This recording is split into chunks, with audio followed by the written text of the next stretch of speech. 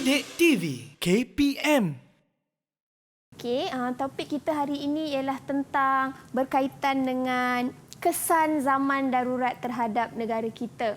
Jadi yang kita gimikkan tadi Rina, itu ialah bentuk-bentuk kesan daripada zaman darurat yang melanda negara kita pada tahun 1948. Baik, Cikgu. Jadi topik hari ini menyentuh tentang kesan zaman darurat terhadap negara kita. Tetapi Cikgu nak tahulah juga apa agaknya standard pembelajaran yang murid-murid akan perolehi di akhir pembelajaran nanti. Okey, pada akhir pembelajaran, murid dapat menganalisis kesan zaman darurat terhadap negara kita. Jadi murid akan tahulah apa kesannya zaman darurat terhadap negara kita dari aspek politik dan sosioekonomi. Baik, dan saya percaya kalau kita lihat ada banyak kesannya kan Cikgu? Ya, betul. Berkenaan dengan zaman darurat ini. Jadi apa kata kalau kita nak mulakan dulu sesi pembelajaran kita? Silakan Cikgu. Okey, kita akan bincangkan tentang ancaman komunis di negara kita yang menyebabkan berlakunya kesan darurat terhadap aspek ekonomi dan politik. Mari kita lihat, komunis melumpuhkan ekonomi. Apa yang dikatakan komunis melumpuhkan ekonomi? Komunis telah menjadikan lombong biji timah dan ladang getah sebagai sasarannya. Mereka merosakkan pokok getah, kilang estet, rumah kongsi, kedai, sekolah dan membunuh pekerja. Pekerja juga takut untuk keluar bekerja kerana takut diserang dan dibunuh oleh komunis. Jadi, ekonomi British pada masa itu terjejas kerana komunis telah menjejaskan ekonomi dan menjejaskan perkilangan industri getah pada masa itu. Mari kita lihat, ini ialah contoh gambar bagaimana komunis merosakkan pokok getah dengan pokok getah tu, kalau Rina nak tahu, biasanya susu getah tu akan mengalir satu tempat. Betul, je kan. Jadi komunis ini akan dirosakkan dengan dia. Jadi komunis ini akan merosakkan pokok getah menyebabkan susu getah tidak dapat dikeluarkan dengan baiklah oleh pokok. Jadi ekonomi British pada masa itu terjejas teruk. Selain itu, dia juga merosakkan kilang, membakar dan sebagainya. Kita lihat seterusnya ialah komunis merosakkan infrastruktur, iaitu kemudahan yang telah disediakan oleh British. Mereka mengebom, merosakkan dan mengalihkan landasan kereta api. Untuk pengetahuan Rina dan murid-murid di rumah, kereta api merupakan pengangkutan utama pada masa itu untuk mengangkut bahan mentah ke kilang-kilang. Jadi komunis ini merosakkan dengan mengalihkan landasan kereta api supaya berlaku kemalangan dan sebagainya. Okey, selain itu, kenderaan yang melalui jalan raya juga ditembak dan dibakar. Jadi komunis ini bertindak berani dengan menembak kereta Pesuruhjaya Tinggi British pada masa itu, iaitu Sir Henry Gurney, semasa melalui jalan raya menuju ke Bukit Fraser. Itu contohlah bagaimana komunis ini berani merosakkan infrastruktur dan berani bertindak membunuh Pesuruhjaya Tinggi British. Okey, seterusnya ini contoh bagaimana komunis merosakkan laluan landasan kereta api. Okey, seterusnya komunis juga mengancam keselamatan rakyat. Apa yang komunis buat? Komunis mengugut, mensabotaj, menyerang, menculik, merampas, membakar harta benda dan membunuh penduduk yang enggan bekerjasama dengan komunis. Jadi mereka ni perlukan sokongan penduduk. Bila penduduk tak nak ikut apa yang mereka suruh, jadi komunis akan bunuh mereka, akan culik mereka. Mereka juga mengebom dan memusnahkan tempat tinggal yang menyebabkan banyak kematian.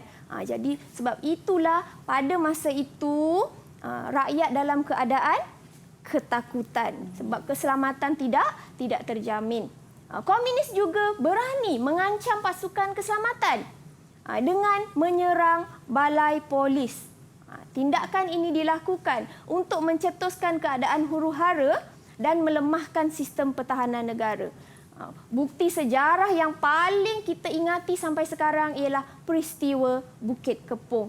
Komunis menyerang balai polis di Bukit Kepong dan membunuh anggota polis serta ahli keluarganya. Jadi tindakan-tindakan komunis ini menyebabkan negara diancam keselamatan dan pada masa itu kerajaan British terpaksa mengisytiharkan darurat. Jadi daripada perbincangan kita sebentar tadi tentang apakah ancaman komunis terhadap negara kita yang akan menyebabkan apakah kesan yang perlu rakyat hadapi pada masa itu. Jadi mari kita semua, kita bersama-sama murid di rumah, mari kita nilaikan adakah murid faham dengan apa yang cikgu terangkan sebentar tadi.